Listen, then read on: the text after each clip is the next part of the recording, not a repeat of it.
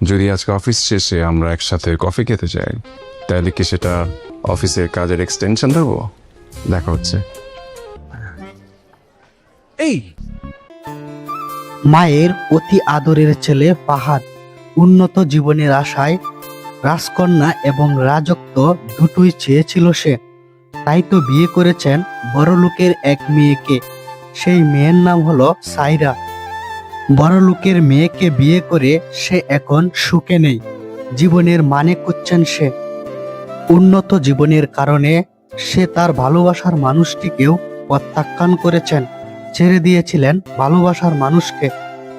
মেহেরিনের ভালোবাসাকে প্রত্যাখ্যান করে বিয়ে করেছিলেন সাইরাকে। ফাহাদ এখন পর্যন্ত সাইরার কাছ থেকে ভালো ব্যবহার পাননি। সাইরা মনে করে ফাহাদ তাকে টাকার লোভে বিয়ে করেছে, তাই তো সাইরা ফাহাদকে এখন পর্যন্ত মেনে নিতে পারেনি। সে ভাবে মেহেরিনের ভালোবাসাই তো তার জন্য ভালো ছিল, কেন সে টাকার লোভ করতে গেল। এবার ফাহাদ সাইরার কাছ থেকে অবহেলার শিকার হয়ে সে এবার নতুন সম্পর্কে জড়াচ্ছে। সে তার কলিকের সাথে প্রেম করার চেষ্টা করছে। ফাহাদ কি তাহলে তার কলিকের সাথে প্রেম করবে? তাহলে সাইরার কি হবে? এমনটি দেখতে হলে আপনাকে দেখতে হবে এটা আমাদেরই গল্প নাটকটি।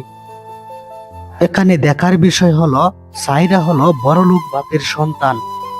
সে কখনোই এই রিলেশন মেনে নিতে পারবে না।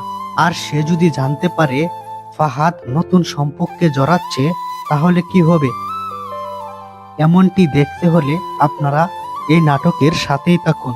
তো বন্ধুরা, এই নাটক নিয়ে আপনাদের অভিমত কি জানাতে পারেন কমেন্ট বক্সে। ভিডিওটি আজ এই পর্যন্তই। ভিডিওটি ভালো লাগলে অবশ্যই চ্যানেলের সদস্য হয়ে সাথেই থাকবেন। দেখা হবে পরবর্তী কোনো ভিডিওতে। বাই।